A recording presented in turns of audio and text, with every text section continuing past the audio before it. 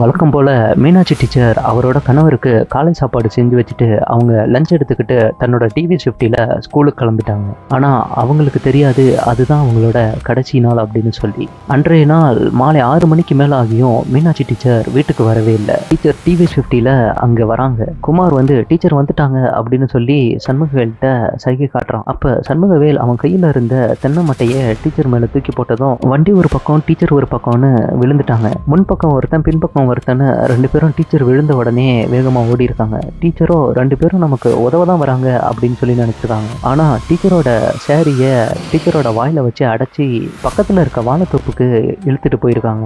அங்கே இழுத்துட்டு போய் டீச்சரோட நகையை பறிச்சிருக்காங்க. நகையை பறிச்சதோட மட்டும் விடாம 2 பேருமே டீச்சரை பாலியல் பலாத்காரம் பண்ணியிருக்காங்க. டீச்சருக்கு சண்முகவேலை ஆல்ரெடி தெரியும் அப்படின்றதுனால உயிரோட விட்டா நம்மளை போட்டு கொடுத்துருவாங்க அப்படின்னு கையில இருந்த அருவாளால டீச்சரோட கழுத்தை அறுத்து அங்கேயே கொலை பண்ணியிருக்காங்க.